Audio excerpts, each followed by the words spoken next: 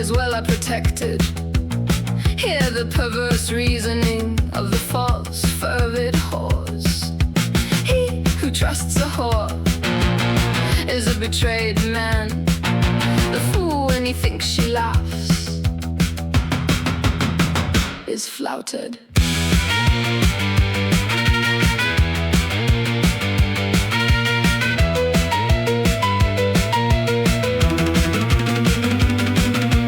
Solomon says and grants that at first she is as sweet as mulled wine, but when parting she is more scalding, bitter and cruel as a snake. She knows so much about cheating, the sinner, that he who ties himself to her departs confounded.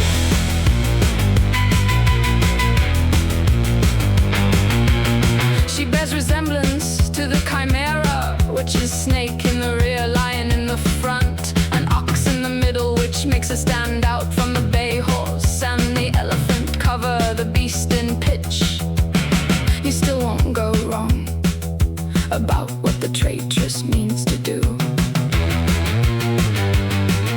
The whore is like a lion in that she is fierce and proud in the beginning, but then when she has sated her desire until she's had 1,000, she doesn't care a fig, for often through whoring the prostitute reeks, as does in a butchery rotten carrion.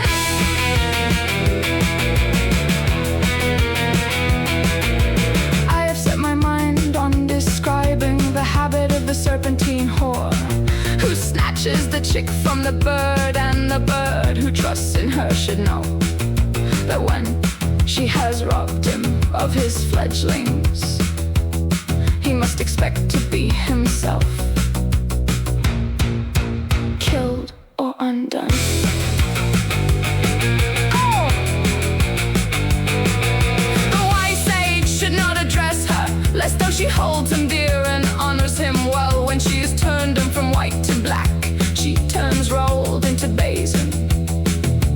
All belongs to the raffle, who places great wealth rotten through the head.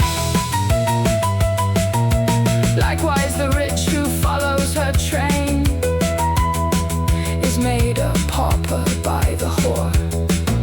When she has taken his honey and lard, she shows her tongue in derision. From a great folly is safe and healed, who changes his path before she gets to him.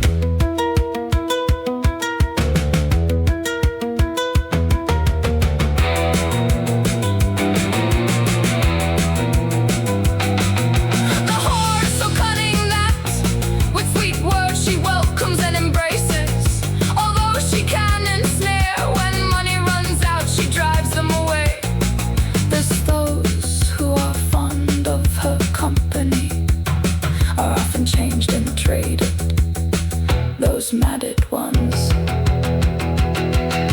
The whore has the habit of refusing herself to the rich if she doesn't get a large sum. She then cocks a crossbow where she knows there's bread and wine waiting. She shows great gluttony, the trickster, when she drops the valiant and chooses the fallen.